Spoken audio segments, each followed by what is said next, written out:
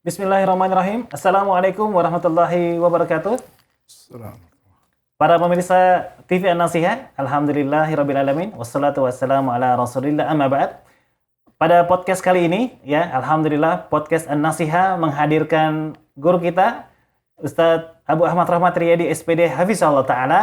Dan pada kesempatan kali ini kita akan membahas satu topik yang menurut saya sangat-sangat menarik untuk kita diskusikan bersama, yaitu mengenai kriminalitas remaja salah siapa. Nah, kita sapa dulu Ustaz ya. Assalamualaikum Ustaz. Assalamualaikum warahmatullahi wabarakatuh. Gimana kabar Ustaz?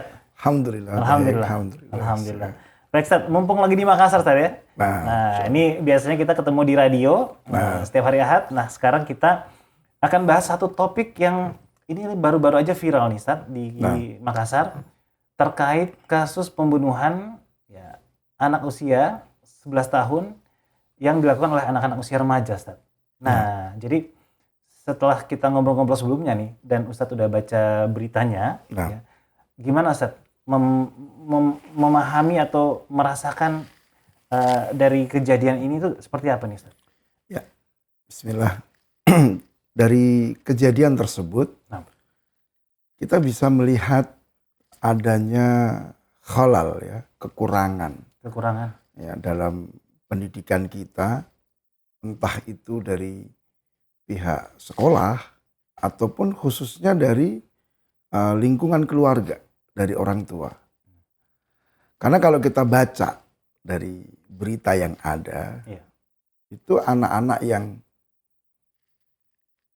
menjadi pelaku ataupun korban, itu adalah mereka-mereka yang tidak terpenuhi berbagai kebutuhannya, ya, baik secara materi ataupun khususnya kebutuhan kejiwaan, sehingga mereka mudah untuk terseret pada hal-hal yang negatif. Itu. Nah, ini menjadi keprihatinan kita bersama sebetulnya, bahwa pendidikan yang kita harapkan menjadi benteng, menjadi perkara yang mengarahkan masa depan anak-anak itu belum mencapai tujuan yang ideal seperti yang diinginkan bersama. Gitu. Allah. Jadi ini menarik ya, Ustaz. Jadi ternyata kebutuhan anak itu tidak hanya terbatas pada materi.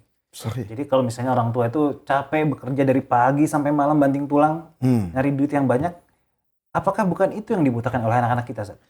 Tidak. Banyak sekali ya anak-anak itu, kalau kita melihat ya, mungkin hasil survei, hasil penelitian, rata-rata anak yang mengalami masalah perilaku negatif itu adalah mereka yang tidak terpenuhi kebutuhan kejiwaannya, kebutuhan perasaannya. Mereka kurang perhatian, mereka kurang penghargaan, tidak ada kasih sayang. Mungkin di rumah itu kondisinya kayak di padang pasir itu, gersang, panas, ya kan. Sehingga akhirnya mereka mencari pencarian di luar. Nah, mungkin misalnya ada teman yang tidak baik, tapi dia perhatian, maka tuh akan mudah untuk dia ikuti. Ini orang yang saya cari, ini yang tidak saya dapatkan di rumah. Baik itu menimpa anak laki-laki ataupun anak perempuan.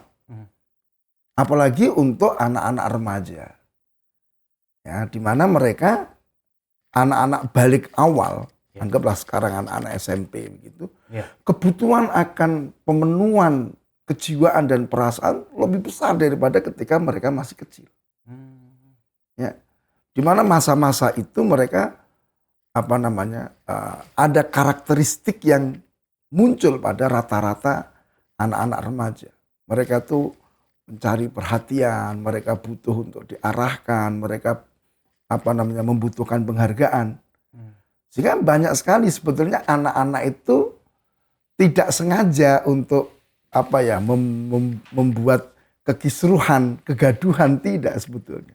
Tapi mereka hanya berusaha mencari perhatian dari orang-orang yang diharapkan mampu memenuhi kebutuhan jiwanya. Orang tuanya, kemudian gurunya, ya, lingkungan keluarganya. Banyak seperti itu. Baik, Ustaz. Nah, baik. Dan ini saya lihat ya, salah satu akar permasalahan dari kasus yang viral ini itu karena kedua tersangka ini bisa dengan mudah mengakses informasi ya tentang jual beli organ ya yang tentunya prosedurnya sangat-sangat tidak mudah ya. Ini harus dilakukan dengan sekelas medis dan lain sebagainya, tapi dengan mudahnya anak-anak usia seperti ini tuh tidak berpikir panjang, Ustaz, terhadap konsekuensi yang akan dilakukannya. Kira-kira ini permasalahannya di mana, Ustaz? Baik. Sebetulnya kalau kita melihatnya, misalnya seperti yang ditulis dalam buku Fiqh Tarbiyatil Abna, itu ada 10 faktor yang mempengaruhi pendidikan. 10 faktor yang mempengaruhi pendidikan. Baik. Nah, yang pertama adalah hidayah dari Allah Ta'ala. Ini mutlak. Yahdi mayyasha wa yudhillu mayyasha. Sehingga apa yang dilakukan oleh manusia, apakah itu orang tua, guru, untuk mendidik anak, itu sebatas sebab. Sebatas usaha yang memang harus dilakukan. Hasil akhir itu kembali kepada Allah Subhanahu wa Ta'ala. Kemudian faktor yang kedua adalah peran orang tua. Ini sangat-sangat vital. Ada yang disebut dengan usia emas ya pada anak-anak itu. Itu adalah ada yang mengatakan 5 tahun pertama, ada yang mengatakan 8 tahun pertama dari usia seseorang. Dan ini peran keluarga sangat kental. Karena mereka sebelum sekolah itu hidup bersama dengan kedua orang tuanya. Hidup di lingkungan keluarga besar dia. Maka di usia itu mestinya apa? Orang tua menanamkan nilai-nilai. Menanamkan akhlak, pola pikir, dan seterusnya di usia itu. Kemudian Rasulullah katakan, kullu mauludin yuladu al fitrah fa'abawahu yuhawidani ayu nasirani ayu majisani. Setiap anak itu lahir di atas fitrah. Dalam hadis yang lain, Allah katakan, inni khalaqtu ibadi hunafa. Sungguh aku ciptakan hambaku itu hunafa, hanif. Hanif itu artinya dia condong kepada kebaikan, senang dengan kebaikan, dia nggak suka dengan kejelekan. Ini berkebalikan dengan kejadian ini ya? Asalnya seperti ini anak itu. Baik. Kemudian apa? Kedua orang tuanya. Yang menjadikan anak itu Yahudi, Nasrani atau Majusi. Kemudian anak itu jadi preman, berperilaku negatif, fa'abawahu. Itu pengaruh dari kedua orang tuanya. Ya. Termasuk nanti misalnya apa?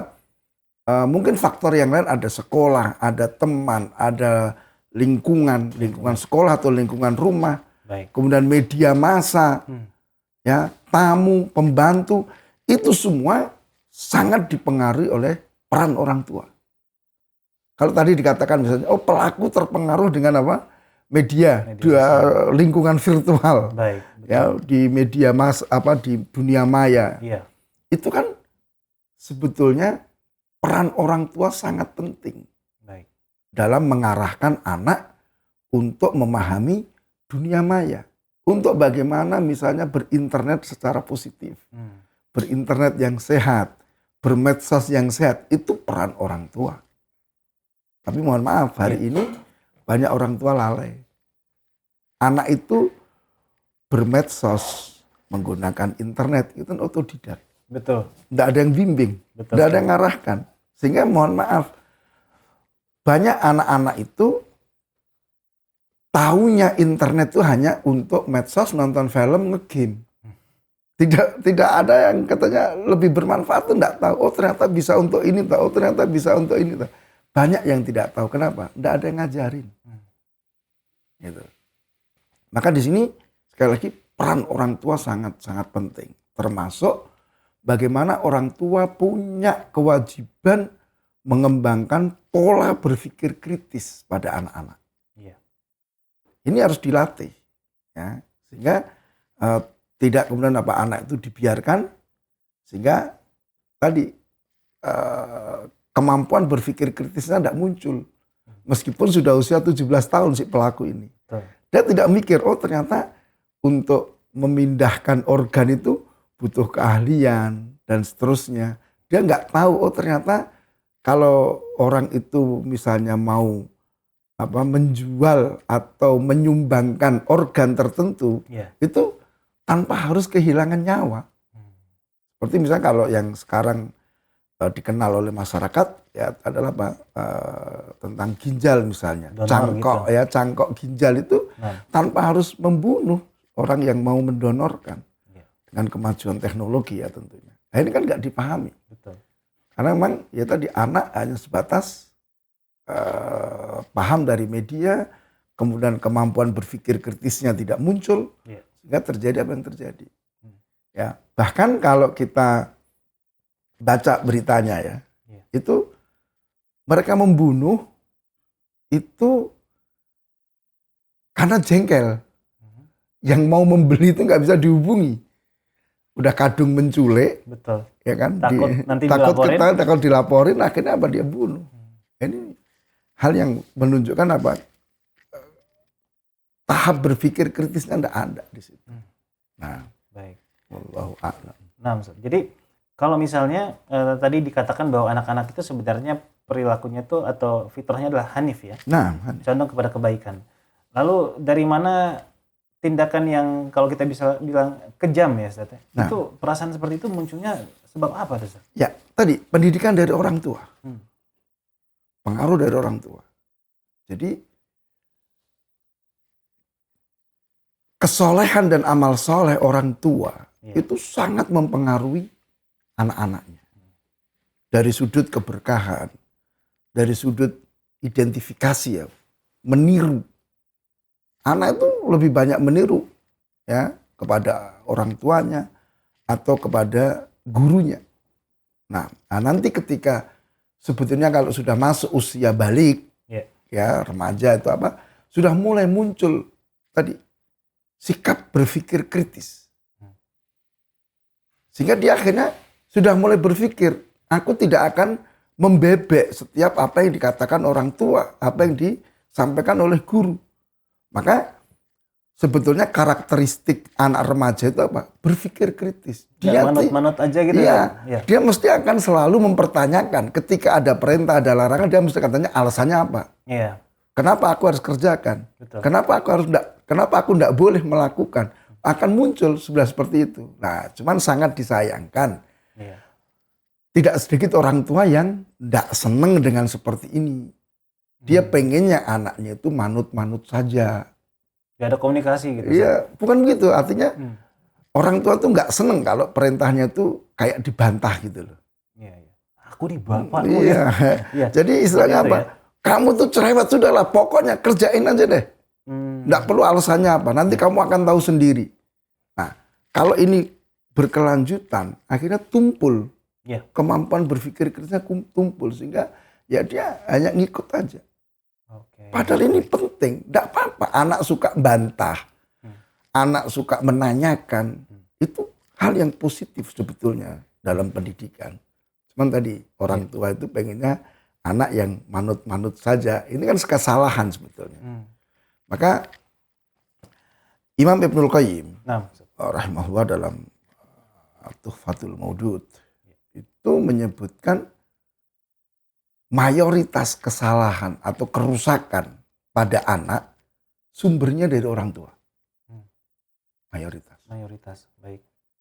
Jadi anak berperilaku negatif itu mayoritas sumbernya dari orang tua. Kata beliau, pertama, anak orang tua menyia-nyiakan. Tidak melakukan upaya pendidikan. Jika anak itu terlantar lah istilahnya sekarang. Jadi tidak cukup hanya dengan memasukkan ke sekolah yang bagus? Enggak. Karena tadi sebelum sekolah anak itu di mana? Di orang tuanya. Di orang tua. Jadi anak itu masuk sekolah setelah 4 tahun dididik oleh orang tuanya. Betul. Hidup bersama orang tua. Dia selama 4 tahun kondisinya gimana? Dididik kah atau terlantar kah? Ya. Bahkan kalau kita lihat kan banyak ya anak-anak itu sudah usia 3 bulan sudah ditinggal orang tuanya kerja. Dia hidup bersama pembantunya. Hidup bersama kakek neneknya. Ya kita nggak tahu pendidikannya seperti apa. Jadi ini sumber pertama kenapa anak berperilaku negatif. Orang tua tidak mendidik. orang tua menyia-nyiakan. Kemudian yang kedua, pendidikan yang keliru. Orang tua mendidik, tapi cara dia mendidik itu yang salah. Ada kan kalau kita lihat tipe-tipe orang tua itu ada tipe-tipe otoriter. Sehingga pokoknya ya kayak militer gitu kan. Nggak ada bantahan, nggak ada diskusi, pokoknya kerjakan. Sehingga akhirnya harus siap gitu ya. Iya, sehingga anak itu mandul pola berpikir kritisnya. Sehingga dia menjadi seorang yang nanti hidupnya itu kayak jadi budak saja, ngikut aja. Dia takut untuk mengemukakan sesuatu, nggak berani dia. Karena sudah sejak kecil sudah terbiasa di bawah tekanan. Tapi sebaliknya ada orang tua yang permisif, suka-suka kamu deh. Cuek gitu. Ya, akhirnya anak itu dimanja dengan berbagai fasilitas. Apapun. Ini menjadikan anak nggak bisa mandiri. Dia kan terus tergantung. Apa-apa diminta dikasih. Gitu. Iya, apapun yang diminta dikasih. Ya bahasanya yang penting anak seneng lah, yang penting anak nggak nangis lah, gitu kan. Nah ini yang juga merusak si anak di masa depan. Sampai misalnya usia dewasa pun dia nggak akan bisa mandiri. Dia terlalu bergantung kepada orang tua atau orang lain. Nah maka kita hendaknya ada sikap pertengahan dalam mendidik itu. Kita tetap lembut, kita kasih sayang, kita menghargai anak-anak kita penuhi kebutuhan, kecintaan, kehangatan. Tetapi kita tetap dalam koridor tegas. Hal yang memang itu tidak baik, hal yang itu membahayakan, hal yang itu dilarang oleh syariat, kita tegas. Tapi tidak berarti kasar kita. Nah, kita bermain dengan anak-anak, kita bercanda dengan anak-anak. Tapi dalam kondisi tertentu, anak melakukan satu kesalahan, ya kita tegas. Dan ini dicontohkan oleh Rasul SAW. Beliau bersama kedua cucunya, Al-Hasan dan Al-Husain. Bermain. Ya, pernah kan Rasul sedang sholat, kedua cucunya naik di atas punggungnya. Ya, kuda-kudaan di situ. Itu Masya Allah kan, sedang sholat pun Rasulullah layani. Dan Rasulullah tidak kemudian apa, sudah selesai, enggak kan. Sampai puas. Sampai sahabat kan, kenapa ini sujud kok lama banget kan gitu. Setelah sholat Rasul terangkan, tadi kedua cucuku main di atas punggung. Dan saya nggak suka untuk memutus kesenangan mereka. Tapi dalam peristiwa lain, ketika cucunya sedang main di tumpukan kurma sedekah. Kemudian ada satu kurma dimakan. Ketahuan sama Rasul langsung. Didatangi, keluarkan. Sambil jarinya masuk ke mulutnya cucunya. Congkel. Apa engkau nggak ngerti bahwa keluarga Muhammad tidak boleh makan sedekah? Ketegasan. Nah ini yang kadang tidak didapati oleh anak-anak. Terkhusus remaja. Tadi lingkungan keluarga yang gersang. Tidak ada kasih sayang. Ya, jadi bayangannya apa ya? Keluarga itu adalah rumahku surgaku tuh jauh banget gitu kan. Jadi pokoknya masuk rumah tuh panas saja. Suasananya suasana mencekam. Suasana ya nanti terteror. Siap menghadapi kemarahan baik secara verbal ataupun tindakan. Ini yang menjadikan anak nggak betah di rumah. Gitu. Mereka cari kasih sayang itu di luar. Iya kalau ketemunya orang-orang soleh. Kalau ketemunya orang-orang jahat, ya apa yang terjadi? Seperti itu. Betul ya. Nah, terus tadi terkait misalnya anak itu di usia 17 tahun atau mungkin bahkan 14 tahun tuh. Ini kan kemarin diiming-imingi dengan reward ya. Senilai 80.000 US dollar. Atau mungkin 1,2 miliar. Dan ini mungkin kalau dari segi uang untuk anak usia remaja seperti itu ini banyak sekali. Ya. Apakah memang iya motivasi materi itu bisa membuat anak-anak tuh berubah orientasinya menjadi seorang yang tidak hanif lah seperti itu? Bisa ya. Jadi sebenarnya bukan hanya orientasi uang. Jadi sebetulnya anak itu ingin mendapatkan penghargaan, apresiasi dari orang lain. Ya, khususnya dari orang tuanya. Maka kalau kita lihat ya anak-anak yang berperilaku negatif, misal di sekolah, anak-anak yang berperilaku negatif, yang jadi geng lah, yang sumber keonaran di sekolah, yang keluar masuk BP, itu apa ya, atau BK ya sekarang ya. Itu adalah umumnya anak-anak yang prestasi akademiknya rendah. Maka dia ingin tunjukkan bahwa aku juga berprestasi. Tapi dengan hal yang negatif. Maka kalau seandainya kita ini, para pendidik ini menyadari bahwa potensi anak itu beda-beda. Mungkin ada anak yang cerdas, sehingga prestasi akademiknya bagus. Tapi ada juga anak-anak yang mungkin secara kecerdasan kurang, tapi dia punya kan psikomotoriknya bagus. Dia berprestasi di olahraga, dia berprestasi di keterampilan dan sebagainya. Cuman ini kan di penilaian itu sering nggak dianggap. Orang hanya fokus penilaian pada ranah kognitif. Sehingga akhirnya muncul perilaku-perilaku negatif sebenarnya untuk sekedar mendapatkan perhatian dan penghargaan. Dan kita punya pengalaman seperti itu. Ya, jadi ketika peserta didik itu ada gejala-gejala negatif dan sebagainya, sebetulnya ini hanya cari perhatian setelah kita dekati, setelah kita sharing, curhat-curhatan gitu. Ternyata mereka hanya ingin mendapat perhatian di situ. Maka kalau misalnya diiming-imingi berapa 2,2 sekian miliar ya, 1 miliar lebih lah ya, gitu ya. Gitu, itu sebenarnya hanya ingin menunjukkan aku juga bisa. Gitu. Aku bisa juga cari uang. Aku bisa juga tidak bergantung kepadamu, wahai ayah bunda. Sebenarnya hanya ingin itu. Ingin tunjukkan itu. Karena bisa jadi anak-anak tadi tidak mendapat perhatian, tidak dihargai, apapun perilakunya tidak ini. Dan memang anak di usia remaja, orang sering mengatakan pencarian jati diri ya. Itu anak senang dengan tantangan.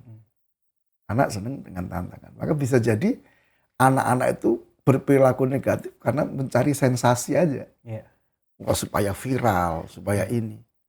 Dan banyak kan, bukan hanya kasus ini ya. Mungkin rekan-rekan bisa melihat kasus-kasus yang terjadi di kota-kota besar. Orang buat konten. Konten yang akhirnya tertabrak truk itu loh. Oke. Ya kan? Itu kan menantang, itu apa? Sebenarnya untuk mengungkapkan ini loh aku. Ini aku hebat gitu loh. Aku berani melakukan hal yang berisiko. Kontennya kan gitu kan, dia berdiri di depan di depan truk yang sedang melaju gitu. Ya kan berapa banyak korban terjadi. Terlindas, tertabrak, meninggal juga. Sia-sia sekali. Sia-sia. Itu hanya untuk inilah aku. Aku ingin dihargai. Keberadaanku itu pengen diakui. Seperti itu. Dan itu ditopang dengan apa? Tadi kemampuan berpikir kritisnya yang tidak muncul, tidak berkembang. Kalau dia muncul di usia itu, insya Allah sudah bisa berpikir kok. Oh ini berbahaya, oh ini berisiko, oh ini akan merugikan orang. Tapi karena pendidikannya tadi memang dimandulkan sejak awal. Orang tua tidak suka anak yang kritis tadi, ya akhirnya usia segitu enggak muncul kemampuan untuk berpikir kritisnya. Nah, wallahu a'lam. Masya Allah. Jadi kalau sekarang itu juga lagi ramai Ustaz ya, istilah-istilah bahwa seseorang itu atau anak kita itu perlu dikembangkan kecerdasannya dari 3 hal. Intelijensi, kemudian emosional, dan spiritual atau agama. Menurut Ustadz, ini dari ketiga kecerdasan ini yang mana yang seharusnya keluarga muslim kembangkan pertama kali, Ustadz? Baik. Jadi kecerdasan spiritual itu yang paling pokok. Karena kalau kita lihat sejarah, bagaimana Rasulullah SAW mendidik umat, mendidik para sahabat, ya, yang semula mereka ini dalam kondisi jahiliyah, kemudian menjadi manusia terbaik. Jadi kuntum khaira ummatin ukhrijat linnas, itu diawali dari tarbiyah imaniyah. Sampai Aisyah radhiyallahu anha itu mengabarkan kepada kita, seandainya yang awal turun itu adalah bukan ayat-ayat tentang iman, bukan tentang bagaimana hari akhir, tapi yang pertama turun, jangan berzina, jangan berjudi, jangan minum khamr. Kami semua mesti akan tetap main judi, minum khamr, berzina. Tapi awal yang diturunkan itu adalah ayat-ayat yang berkenaan dengan keimanan. Dan Rasulullah membangun akidah itu 10 tahun. Ya kan 13 tahun di Mekah, betul. 10 tahun itu membangun akidah. Tahun ke-11 baru turun perintah sholat. Nah. Tahun ke-13 turun perintah hijrah. Betul. Coba kalau orang itu tidak punya akidah yang kuat, jalan nggak hijrah itu? Enggak. Iya kan? Rumahnya di Mekah, pekerjaannya di Mekah, keluarganya di Mekah, saudara-saudara di Mekah, tempat lahirnya di Mekah. Terus disuruh ninggalin, suruh berangkat ke Madinah. Di sana nggak jelas nanti hidupnya bagaimana. Kemudian juga perjalanan hijrah itu bukan seperti kita tamasya hari ini. Penuh resiko kan, dihadang oleh orang-orang kafir. Kalau bukan karena ini, nggak mungkin. Sampai ada orang kan yang dihadang itu, sampai dia katakan, sudah kau ambil semua hartaku yang saya tinggal, tapi biarkan saya berjalan ke Mekah, ke Madinah. Sampai segitu akidah. Maka kecerdasan kognitif, kemudian kecerdasan berpikir, itu tidak ada artinya kalau tidak memiliki kecerdasan spiritual. Karena nanti dasar perilaku, dasar berpikir, itu semua dasarnya dari keimanan. Maka tarbiyah imaniyah ini hal yang sangat penting. Ini menjadi dasar pijakan prioritas dalam menjalankan proses pendidikan kepada anak-anak kita. Dan ini juga diajarkan Rasul ya kepada kita. Coba ketika misalnya kita mau berhubungan suami istri, diminta untuk bismillah, ada doanya. Minta perlindungan kepada Allah Ta'ala. Dan setelah lahir ada doa, minta perlindungan kepada Allah Ta'ala. Kemudian penamaan. Ya, nama yang paling disukai kan Abdullah dan Abdurrahman. Ini semua adalah hal-hal yang terkait dengan keimanan. Nanti ketika udah mulai bisa bicara, disuruh mengucapkan kalimat syahadat, dilatih untuk membiasakan dan seterusnya. Sehingga kalau kita lihat, Masya Allah ya, Rasulullah itu luar biasa. Ya, mereka mendidik para sahabat, bahkan sahabat yang kecil-kecil yaitu dengan akidah yang luar biasa. Seperti Ibnu Abbas, didatangi sama Rasul kan, ditanya, ya gulam, inni u'allimuka kalimatin. Wahai anak kecil, aku akan ajari beberapa kalimat. Dalam riwayat yang lain, kalimat-kalimat yang akan bermanfaat bagi dirimu. Ihfadillah yahfadka. Ihfadillah tajidu tujahak. Ya, idza sa'alta fas'alillah, wa idza sta'anta fasta'in billah. Tuh, diajari itu. Kemudian diajari tentang keimanan kepada takdir. Ya, seandainya manusia berkumpul memberi manfaat kepadamu, nggak akan bisa kecuali apa yang telah ditentukan oleh Allah. Seandainya manusia berkumpul untuk mencelakakan kamu, nggak akan bisa kecuali apa yang telah ditentukan oleh Allah atas dirimu. Ini diajarkan sejak kecil. Nah, sekarang kalau kita lihat hari ini, hampir tidak ada orang tua yang mengajari seperti itu. Ya, orang tua yang ngajari baca Quran, betul, ngajarin sholat. Tapi ngajarin akidah di mana? Ya. Kemudian kalau kita lihat di sekolah pun juga demikian kan? Porsinya sedikit. Iya. Kecuali sekolah-sekolah yang memang fokus di masalah agama ya. Itu pun kita lihat pembelajaran akidahnya juga perlu untuk ditingkatkan. Buku sudah bagus, Masya Allah. Buku-bukunya sudah bagus ya. Karena kita mengambil buku-buku dari Kementerian Pendidikan Saudi kan, bagus sekali bukunya. Sisa kitanya bisa nggak ngajarin itu, ngajarkan itu bisa nggak? Udah ada kendaraannya. Cuman masalahnya ada kendaraannya. Nah, betul. Sopirnya ada. Cuman sopirnya itu nggak tahu buku panduannya. Kan kalau kita beli sepeda motor kan mesti ada buku panduan ya, kan, panduan gitu ya. Manual booknya kan betul, ada. Betul. Ini gimana cara gunakannya ini kan ada. Nah ini sekarang buku ada, yang ngajar ada, tapi yang ngajar ini nggak tahu nih manual booknya untuk ngajar ini banyak yang nggak mau baca atau nggak ngerti. Padahal kalau itu, Masya Allah ya, bisa dijalankan, Masya Allah. Tadi termasuk pembelajaran meningkatkan kemampuan berpikir kritis itu ada di materi-materi itu. Jadi tidak hanya ranah kognitif. Ya. Jadi misalnya dicontohkan, kita belajar tentang syirik. Maka di situ ada ranah berpikir kritis. Ya, tidak hanya sebutkan apa itu syirik, tapi udah mulai muncul pertanyaan, mengapa syirik adalah dosa yang paling besar? Mengapa syirik adalah kedoliman yang paling besar? Ini kan berpikir kritis, sudah analisis. Gitu. Nah, ini kadang nggak muncul, karena memang tadi sopirnya nggak tahu manual booknya bagaimana untuk mengajarkan buku ini. Ini menjadi satu hal yang perlu diperbaiki lah dari semua pihak, baik pengelola ataupun gurunya, bukan dari orang tua. Jadi orang tua memang harus membekali diri dengan ilmu. Ini yang kurang di kebanyakan kaum muslimin. Mereka menikah dalam kondisi siap secara materi, tetapi tidak siap secara keilmuan. Apalagi kesiapan untuk mendidik anak. Ya, karena biasanya ya 1 tahun keluarga itu sudah diberi amanah anak kan biasanya loh rata-rata.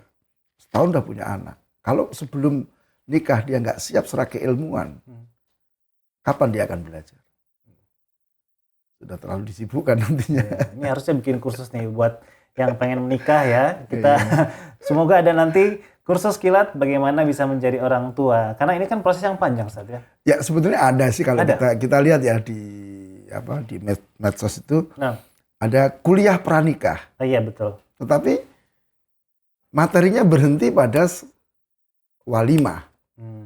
Bagaimana mengadakan walimah. Jadi materinya memilih pasangan, bagaimana khitbah, bagaimana akad nikah, bagaimana walimah. Paling pol nanti adab malam pertama. Tidak sampai ke bagaimana nanti kalau punya anak. Berarti itu S2-nya, Ustaz. Ya, jadi ini penting sekali. Ya. Itu. Baik. Maka itu yang mendasari kita untuk adakan sekolah orang tua. Sehingga fokusnya di situ untuk membantu kaum muslimin mempersiapkan diri bagaimana mendidik anak-anak sehingga menjadi anak-anak yang kita harapkan, anak-anak yang soleh seperti itu. Ini lagi bahas sekolah orang tua nih. Saya pengen nanya bedanya sekolah orang tua dengan Yanfa Official apa, Ustaz? Ya, sebetulnya sekolah orang tua itu berdiri sudah lama ya. Jadi, berawal dari keprihatinan kita melihat kondisi pendidikan yang ada. Baik. Ya. Jadi kadang pihak sekolah ya begini, tapi satu sisi pihak orang tua nggak support, ya kan? Sehingga terjadi masalah dalam pendidikan anak-anak itu. Jadi kita coba untuk menggali, diskusi, ya simpulannya adalah tadi peran orang tua itu penting. Akhirnya kita coba untuk membuat sekolah orang tua. Baik, itu sekolah orang tua ya. Adapun Yanfa ini adalah salah satu dari media yang ada di Pusdiklat ya, Pusat Pendidikan dan Pelatihan dari Yayasan Isalam Karim. Nah, yang memang Yanfa ini difokuskan ke masalah parenting dan pendidikan. Di materi-materi parenting, kemudian materi-materi. Jadi kita misalnya hanya mindah saja. Mindah yang kalau dulu sekolah orang tua itu offline, sekarang jadi online gitu. Betul. Dan pembahasannya lebih santai ya. Mungkin kalau di Yanfa karena durasinya 1 jam, diskusinya separuh ya, jadi materi 30 menit, sehingga materi itu kita pecah menjadi sekian banyak. Sesinya gitu ya. Banyak. Jadi misalnya kalau materi membangun komunikasi pendidikan dengan anak. Ini kan panjang kalau di kurikulum sekolah orang tua. Betul. Itu mungkin 1 pertemuan selesai. Karena waktunya panjang. Betul. Setengah hari kan. Tapi kalau di Yanfa mungkin hanya dipecah menjadi beberapa session. Seperti itu aja. Jadi Yanfa ya seperti itu. Jadi saling mendukung. Meskipun untuk sekolah orang tua ini tetap kita jalan ya, di beberapa tempat itu jalan. Baik. Seperti di Jakarta kita ada sekolah orang tua Jakarta, itu dilaksanakan di sekolah Anas. ya, di pasar minggu ya. Nah. Pasar minggu itu sebulan 2 kali ya, untuk khususnya untuk wali murid sekolah situ, tapi juga dibuka untuk umum. Dan ada juga di Kutab Al-Aslain ya, di Tangerang ya, miliknya Ustadz Riyad Bajri. Kita sebulan sekali, cuman ini masih online. Itu dibuka juga untuk umum ya, ada link-linknya begitu. Kemudian kita di Makassar. Betul. Cuman sekarang masih lewat radio kan, belum sempat untuk melakukan acara offline-nya. Ya udah nanti dimudahkan oleh Allah Subhanahu wa taala. Nah, dan ini penting, sebetulnya penting karena dari pengalaman kita mengampu sekolah orang tua ataupun kita mengampu di Yanfa itu banyak sekali pertanyaan-pertanyaan dari orang tua yang sebetulnya ini sudah tidak perlu ditanyakan. Ya. Pertanyaan basic gitu. Pertanyaan basic. Ya, dan juga kita tahu bahwa tadi banyak orang tua itu bekalnya nggak cukup untuk mendidik anak. Apalagi yang terkait dengan kekinian. Pertanyaan tentang bagaimana mengatasi anak kecanduan handphone. Bagaimana itu setiap saat itu ada. Dan itu kan tadi yang kita maksudkan apa? Pengaruh media sosial terhadap pendidikan anak-anak kita. Kalau tadi di kasus yang kita angkat tentang pembunuhan anak itu kan karena pengaruh dari medsos, dari internet. Tanpa ada bimbingan, sehingga dia menganggap gampang ini donor donor jual ginjal, jual ini gampang, kayak jual tempe aja mungkin. Padahal kan coba ini kurangnya pengetahuan dari anak-anak, kurangnya bimbingan, pendampingan. Betul. Kalau kita dulu di televisi ya, itu masih kadang ada tulisan di pojok atas tuh BO, bimbingan orang tua. Jadi kalau nonton anak harus didampingi. Sekarang kan nggak ada. BO sekarang bisa otodidak, Ustaz. Sendiri, Ustaz. Ya? Artinya karena media itu tidak hanya televisi kan, sekarang bisa lewat handphone, internet dan sebagainya. Kadang orang tua nggak bisa mendampingi, nggak bisa membimbing. Ditambah lagi suasana rumah yang gersang, penuh kekerasan. Anak mau curhat, anak mau cerita, anak punya ganjalan ini mau kemana, gitu loh. Sehingga akhirnya ya dia ke temennya atau ke orang lain. Ya kalau baik tadi saya katakan. Kalau enggak kan terjadi apa yang terjadi. Betul. Gitu. Sehingga akhirnya ya ini penting sekali kan peran orang tua kan. Sekali lagi peran orang tua dalam pendidikan. Dan tadi ini membuktikan pendapatnya Ibnul Qayyim tadi. Mayoritas itu dari orang tua. Maka mohon maaf ya, apa yang terjadi pada hari ini dari perilaku-perilaku negatif si anak itu adalah hasil pendidikan sebelumnya. Apa yang kita lakukan kepada anak di tahapan-tahapan sebelumnya. Apakah kita mendidik dengan benar? Apakah kita sudah mengarahkan dengan baik? Sehingga kalau saya pribadi harusnya lebih bersikap bijak. Kita tidak hanya menyalahkan si anak yang berperilaku negatif. Tetapi hendaknya apa? Kita juga koreksi diri. Kita sebagai orang tua sudah menjalankan peran atau belum? Sekolah sudah menjalankan peran atau belum? Guru, masyarakat, lingkungan itu punya tanggung jawab. Karena pendidikan itu bukan pekerjaan individual. Pendidikan adalah apa? Ya itu adalah kerjasama dari orang tua, lingkungan, sekolah. Ya itu nanti organnya banyak kan, sekolah ada guru, ada kepala sekolah dan seterusnya. Masing-masing berperan di situ. Kita nggak memungkiri misalnya sekolahnya udah bagus, tapi orang tua nggak perhatian, masyarakatnya cuek. Kira-kira berhasil nggak pendidikannya?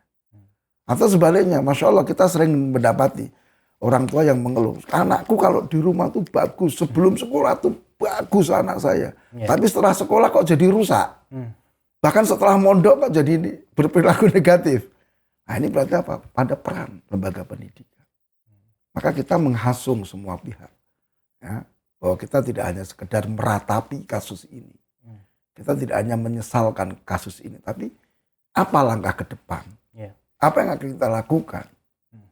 Ya, kita harus punya program. Maka kalau kita lihat di satu tulisan ya, marhalatun numu fil Islam ya, tahap perkembangan perkembangan dalam Islam itu, di situ ada arahan Islam bagaimana. Kemudian peran lembaga-lembaga kemasyarakatan itu seperti apa. Ditunjukkan solusi-solusinya. Ada masalah ini. Peran orang tua bagaimana, peran lembaga pendidikan bagaimana, peran lembaga kemasyarakatan bagaimana. Kan banyak sebenarnya. Misalnya untuk menampung kreativitas, untuk melayani tantangan-tantangan dari para remaja ini, Karang Taruna nanti bisa dimaksimalkan. Iya, betul. Coba Karang Taruna buat kegiatan yang cakep deh. Apalah kegiatan ekonomi, kegiatan sosial, kegiatan ini. Kan bisa untuk menjembatani. Jadi energi dan ide-ide anak-anak muda ini selalu ditampung, iya. Jadi tidak ada lagi generasi yang dikit-dikit bosan larinya ke gabut, ini saya harus healing, tidak ada sebetulnya. Kalau semua lembaga ini mau berpartisipasi. Cuman ya tadi saya lihat kekurangan ilmu ya. Banyak orang tua, banyak ini menganggap remaja ini sumber masalah aja. Bahkan kadang tadi mematahkan keinginan mereka. Alah kamu bisanya apa? Kamu itu ngapain itu? Ketika anak punya ide-ide kreatif sudah dipatahkan dulu. Padahal belum dijalanin.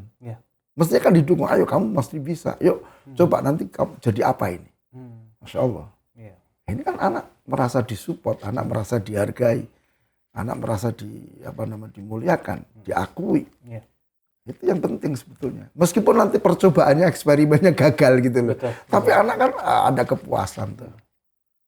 Ya. Kemudian tinggal kalau gagal ya orang tua sisa menguatkan kembali. Ayo coba lagi. Hanya kurang sedikit misalnya. Bukan malah dipatahin. Loh kan sudah dibilangin tadi kamu tuh nggak bisa, nekat aja ngabisin duit misalnya.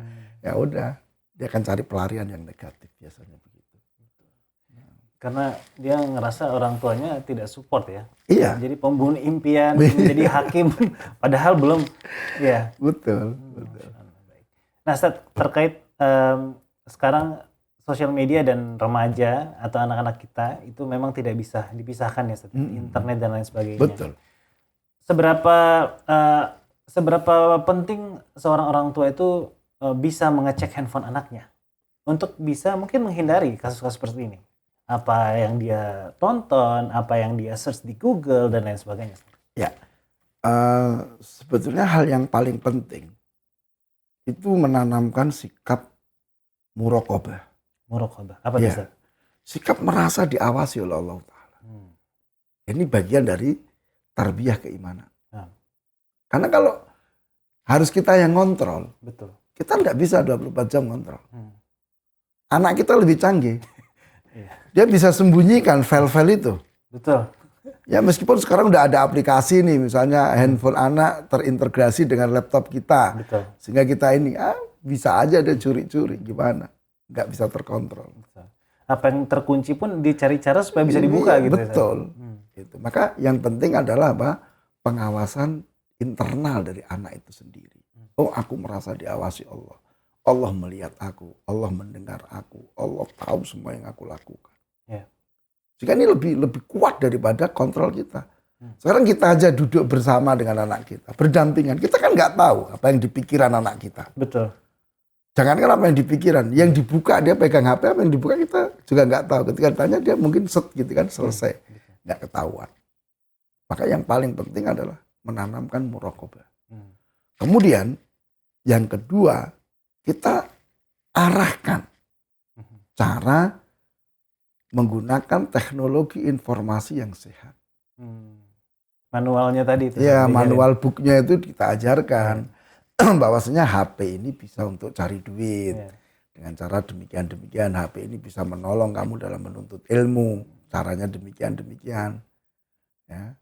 Tapi kalau kamu gunakan hal yang negatif, akan merusak. Terangkan dampak negatif dari penggunaan HP. Nah, misalnya membuka situs porno misalnya. Terangkan dampak negatif dari membuka situs porno. Bukan hanya dari sudut agama saja. Tapi sudut ekonomi. kerusakan dari sudut akal, kerusakan dari sudut perasaan, kerusakan dari kejiwaan, kerusakan dari sosial, kerusakan dari berbagai sudut. Sehingga anak itu betul-betul sudah nek gitu kalau mau ke situs porno itu.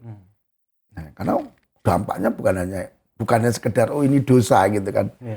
Tapi dia ngerti dampak negatif yang itu bisa muncul dalam kehidupan dia di dunia ini dalam waktu yang singkat. Terkadang juga mungkin kalau dosa itu belum kelihatan fisiknya. Betul. Ya. Mungkin karena Ustadz pernah bahas ya, kadang-kadang anak-anak itu perlu dilihatin konsekuensi yang nyata. Yang nyata ya. Kadang-kadang harus seperti itu. Harus seperti itu Ustadz ya. Nah, permasalahannya Ustadz, ketika orang tuanya gaptek nih, siapa yang bisa ngajarin anaknya kira-kira? Ya. Tentu di sini peran pendidik ya. Jadi misalnya di sekolah, guru, ya, atau mungkin kita bisa minta tolong ke orang lain untuk ngajari. Ya, bagaimana cara memanfaatkan handphone. Ya, sekarang kan banyak ya, seperti yang kita buka di Facebook, kita buka di IG. Ada orang nawarin bagaimana program coding untuk anak-anak. Betul. Gratis lagi. Cuman ini kan nggak dilirik sama orang. Itu teknologi. Itu pemanfaatan teknologi kan. Bagaimana cara misalnya kita supaya tidak ketik ulang dari satu teks. Nah, kita gunakan aplikasi apa. Itu semua banyak di internet. Ya. Nah, ini jarang. Kalau misalnya kita punya kemampuan, kita undang aja. Kita undang seorang ahli untuk ngajari anak kita. Sehingga diharapkan ketika anak itu punya keterampilan penggunaan handphone, internet yang bermanfaat, dia akan tinggalkan hal-hal yang tidak bermanfaat itu. Karena jiwa itu ya saling tarik-menarik kan. Tarikan kepada negatif atau tarikan kepada positif. Maka kalau hal yang positif ini tidak ada, ya otomatis anak akan cenderung kepada yang negatif. Ya, maka ini kita coba untuk memberikan keterampilan positif dalam teknologi, sehingga akhirnya apa? Pikiran-pikiran untuk negatif itu tidak ada. Penyelewengan teknologi itu tidak ada. Ya. Nah, ini. Cuman masalahnya tadi, kita, anak-anak kita, belajar teknologi itu otodidak. Ngertinya ya hanya itu. Yang cocok dengan hawa nafsunya. Ya, ngelihat hiburan, ngelihat medsos, tidak ngelihat yang lainnya. Padahal kita misalnya, Masya Allah, kita bisa ikuti pelajaran-pelajaran para ulama melalui internet. Tapi berapa persen yang memanfaatkan untuk itu dari anak-anak kita? Memang kurang sih konten seperti itu. Kan? Padahal banyak banget. Cuman yang manfaatin berapa? Betul. Nah, kemudian mungkin di handphone itu mesti ada aplikasi Quran ya. Iya betul. Tapi coba dicek berapa kali dibuka. Mana yang paling banyak dibuka? Ya, aplikasi WA, Facebook, IG, aplikasi Quran. Nah, ini Quran mesti nomor belakang. Kenapa? Karena nggak diajari. Dulu orang kalau misalnya disuruh baca Quran, kalau nggak di rumah susah. Kenapa harus bawa mushaf? Iya. Repot gitu lah. Sekarang udah ada di handphone. Tapi ternyata nggak dibuka. Kenapa? Jadi bukan masalah gadgetnya berarti ya? Iya. Jadi gadget ini kan perkara mubah. Iya. Tergantung penggunaannya. Kalau digunakan untuk hal yang baik, positif ya bernilai pahala. Betul. Kalau digunakan hal yang negatif, maksiat ya berarti menambah dosa. Itu aja. Iya. Nah, sekarang peran orang tua. Gimana kita mengarahkan. Kita tidak bisa memblok itu tidak bisa. Menghalangi anak dari handphone itu susah. Betul. Ya. Oke, kita mungkin bisa mengacaukan sinyal ya di rumah. Tapi anak kita pergi ke tempat lain cari sinyal. Iya. Ya, maka itu tadi muraqabah, kemudian pengarahan bagaimana berinternet yang sehat. Baik. Menggunakan handphone yang sehat, yang positif. Itu yang paling penting sebetulnya menurut saya. Baik. Nah, ini penting banget untuk jadi perhatian kita semua. Dan tentunya jangan lupa follow yanfa.official ya. Nah, insya Allah. Untuk bisa mendapatkan edukasi parenting, karena penting banget sebagai kita orang tua juga tadi ya Ustadz sudah menyampaikan bahwa perlunya memahami bagaimana tumbuh kembang anak kita, kemudian dari segi pondasi pendidikan imaniah itu yang paling penting. Nah, semua bisa didapatkan di yanfa.official. Jangan lupa di follow, kemudian di share juga ya, supaya banyak sekali yang mendapatkan manfaat dari konten-konten yang disampaikan. Nah, Ustadz, kalau dari tadi saya berbicara mengenai sudut pandang pelaku sebenarnya, ya ada permasalahan kriminalitas. Tapi kita juga perlu menyoroti sebenarnya dari si korban, ya apa yang orang tua bisa berikan atau siapkan ketika anak-anak itu mendapatkan ajakan atau perlakuan kekerasan, Ustaz. Nah, apa yang kita bisa siapkan dari orang tuanya? Ya, jadi kalau kita lihat dari sudut korbannya, sedemikian mudah dia diiming-iming, diiming hanya 50.000. Nah, betul. Ya. Sementara ada temannya satu lagi tuh, Ustaz. Ya, maka di sini sebenarnya ya tadi anak merasa tidak terpenuhi kebutuhan. Ya, entah dengan alasan apapun ya, mungkin karena faktor ekonomi atau apa, ya. Tetapi sebetulnya yang paling mendasar adalah pemenuhan kebutuhan tadi, kejiwaan, perasaan, kemudian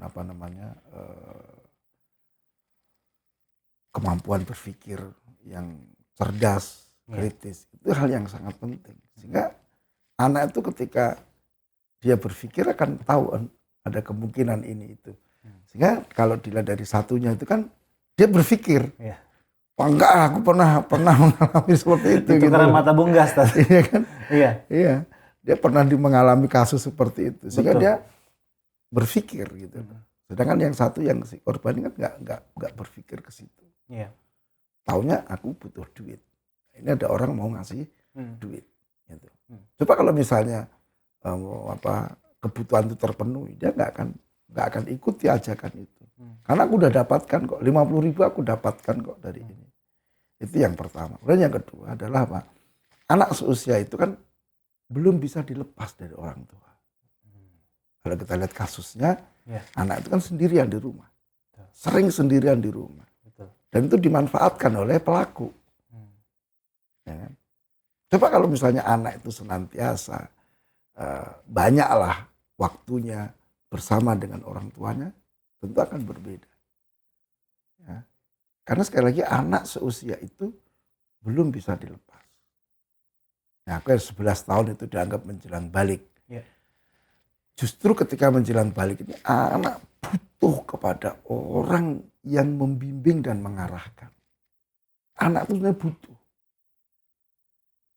Ya. Cuman kadang ya tadi orang tua merasa terbebani. Ya. Kamu ngerepotin aja. Sehingga orang tua nggak mau membimbing. Sehingga kenapa? Ya dibimbing oleh orang lain kan. Dibimbing oleh medsos, dibimbing oleh lingkungan virtualnya, dibimbing oleh teman-temannya. Seperti itu. Padahal hakikatnya anak butuh. Kadang ya anak punya rasa takut pada orang tua. Anak punya segan gitu. Maka kitanya yang mesti jemput bola. Oh, anakku udah usia sekian nih. Dia sebenarnya butuh. Maka yuk aku yang mendekat. Ya, aku catatkan, nak silakan kamu punya kepentingan apa, nak kamu punya ganjalan apa, kamu punya, ngomong sama ayah. Ayah siap untuk mendengar, ayah siap untuk mencarikan solusi. Kalau hal ini ditangkap oleh si anak, Masya Allah. Ya, anak tidak akan lari ke orang lain. Karena sudah mendapatkan kecukupan dari orang tuanya. Iya, orang tuanya hadir. Nah, sekarang kan banyak juga kan anak-anak yang sebenarnya orang tuanya masih ada, tapi dia seperti anak yatim. Seperti anak yatim. Jika kan ada tulisan kemarin apa? Lingkungan atau masyarakat yang fatherless ya, kehilangan sosok ayah gitu kan. Sehingga akhirnya anak-anak itu ya tidak mendapatkan sosok bagaimana seorang laki-laki, seorang ayah di keluarganya. Sehingga muncul ketidaksukaan, muncul kebencian, muncul sakit hati, dendam. Ya. Sehingga dia akhirnya cari laki-laki yang lain. Terutama untuk anak-anak perempuan kan begitu. Figur laki-laki di pria lain gitu ya. Iya. Ini yang penting. Coba lihat aja di kasus-kasus banyaknya anak gadis hilang. Setelah berkenalan dengan laki-laki di Facebook. Itu kenapa? Jangan salahkan anaknya. 100% jangan. Baik. Tapi bisa jadi karena apa? Dia nggak mendapatkan sosok laki-laki. Baik. Tadi komunikasi yang sifatnya formal, kemudian suasana rumah yang gersang, keras, panas, nggak ada kesejukan, kehangatan. Sehingga ketika ada laki-laki lain telepon, suaranya kok lembut, suaranya kok ini. Ya, saya orang yang mengagumi Anda, wah sudah klepek-klepek gitu. Gimana kalau kita ketemuan? Oke. Hilang udah. Hilang. Karena ini laki-laki terbaik. Orang yang mengerti siapa diriku. Orang yang paham tentang aku. Tidak seperti ayahku. Gitu loh. Seperti itu. Dengan juga kasus-kasus yang banyak terjadi hari ini. Misalnya banyaknya anak-anak gadis yang hamil sebelum menikah. Itu jangan salahkan mereka 100%. Orang tua sebetulnya. Sudutnya dari situ. Ya, meskipun itu pengaruh dari teknologi, dari internet, dari medsos, ya itu semua kan ranahnya orang tua untuk mendidik, mengarahkan bagaimana berinternet, bermedsos secara positif. Nah begitu. Orang yang dia terdidik baik, punya akidah yang benar, ya, dia tidak akan menjatuhkan diri dalam perkara-perkara yang negatif seperti itu. Ya.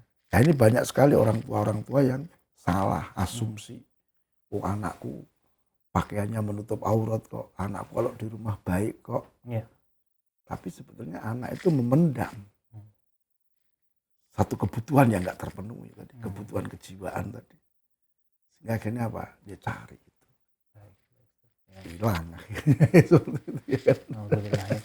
Jadi sebenarnya ini adalah seperti fenomena gunung es tadi ya. Yang tampak itu kecil sekali, tapi permasalahan di bawah itu akan sangat-sangat besar.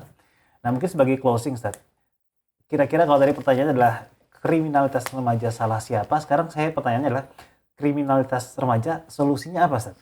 Ya, solusinya adalah bagaimana kita menanamkan iman yang benar kepada mereka. Itu solusi yang paling utama. Rasulullah diutus kepada masyarakat yang kondisinya jauh lebih parah daripada hari ini. Kriminalitas banyak kan. Yeah. Bahkan mereka bukan hanya membunuh orang lain, anaknya sendiri dibunuh ya kan. Anak-anak perempuan dibunuh, bayangin masih bayi dibunuhin. Tapi dengan tarbiyah imaniyah semua bisa berubah. Itu kuncinya. Nah, sekarang bagaimana orang tua memahami keimanan, bagaimana cara mengajarkan iman. Dan sesungguhnya hal yang paling penting yang sesungguhnya lebih membutuhkan perhatian adalah apa? Kriminalitas dalam hal kesyirikan. Coba berapa banyak anak-anak muda itu. Semboyannya apa? Cinta ditolak, dukun bertindak. Ini lebih berbahaya daripada pembunuhan. Betul. Karena ini syirik. Betul. Mengatakan semua amalan. Ini jarang dibahas sih, Ustaz. Pemuda dan kesyirikan. Iya, mestinya ya, mungkin bisa podcast coba berikutnya. berapa banyak pemuda itu ya untuk menunjukkan dirinya jagoan. Jimat. Dia pasang jimat kan. Ini kan sebetulnya lebih berbahaya daripada pembunuhan.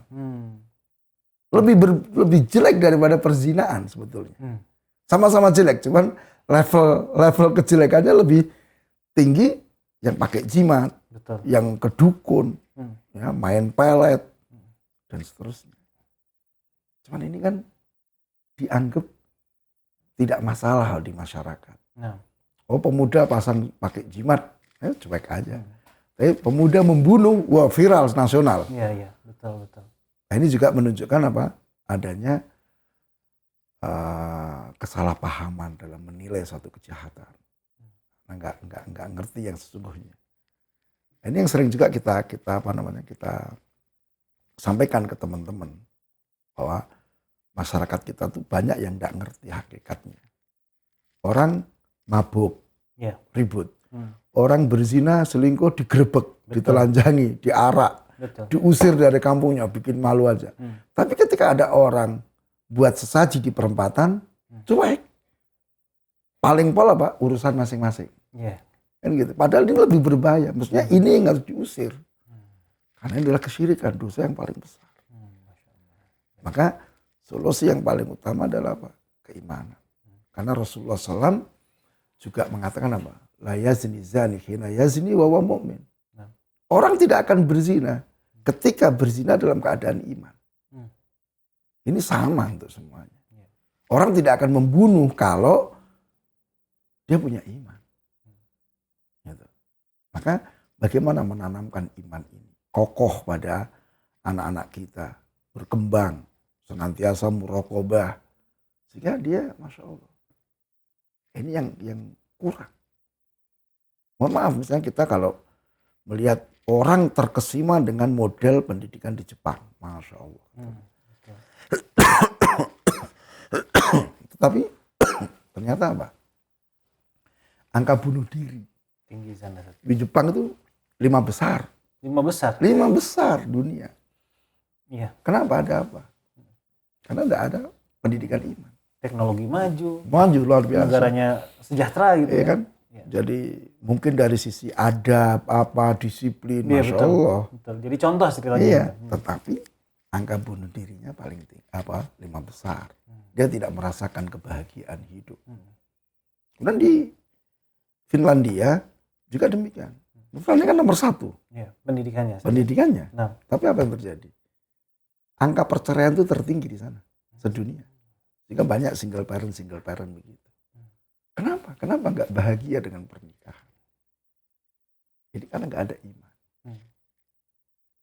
Maka kita sebagai seorang muslim, kita sudah punya konsep, metode, cara pendidikan yang lebih hebat, lebih sempurna. Dan sudah terbukti berhasil. Dalam waktu singkat, 23 tahun Rasulullah merubah peradaban dunia. Merubah peradaban manusia yang dari jahiliyah menjadi manusia terbaik dari kalangan umat ini. Tinggal sisa kita gali saja. Maka kemarin kita juga apresiasi juga ya di mana? Masjid Jannatul Firdaus, itu ada pesantren orang tua. Jadi ini lebih tinggi daripada sekolah orang tua kayaknya saya bilang gitu kan. Ini pesantren orang tua. Iya. Insya Allah mereka akan jalan juga sepekan sekali, sehari gitu. Ada fikih, ada akidah, nanti ada parenting dan seterusnya. Ini hal yang menggembirakan sebetulnya, ada kesadaran untuk mempersiapkan ya orang-orang tua. Nah, wallahu taala. Masya Allah. Jadi ternyata kriminalitas pada remaja itu solusinya tetap kembali kepada penanaman akidah, dan akidah tentunya. Dan semoga dengan pembahasan singkat ini tentunya tidak bisa panjang sekali Ustaz ya. Bisa mencerahkanlah kepada kaum muslimin dan muslimat yang menyaksikan TV An-Nasihah ini melalui podcast An-Nasihah. Dan kita berdoa kepada Allah Subhanahu wa taala, pemimpin-pemimpin kita juga dibukakan hatinya untuk senantiasa memberikan yang terbaik, terutama dari segi pendidikan, regulasi dan lain sebagainya untuk bisa mengatur keamanan negeri kita ini. Dan tentunya juga pada pemimpin keluarga, para ayah, para orang tua, senantiasa juga lebih memberikan pendidikan untuk anak-anak kita yang tercinta. Kalau bukan kita siapa lagi? Kalau bukan sekarang kapan lagi? Ustaz? Nah, Masya Allah. Masya Allah. Baik, kita akhiri Ustaz, jazakallah khairan Ustaz untuk materi hari ini. Dan kita berjumpa kembali insya Allah di podcast An-Nasihah berikutnya. Kita tutup. Subhanakallahumma wa bihamdik. Asyhadu an la ilaha illa anta astaghfiruka wa atubu ilaik. Walhamdulillahirabbil alamin. Assalamualaikum warahmatullahi wabarakatuh. Assalamualaikum.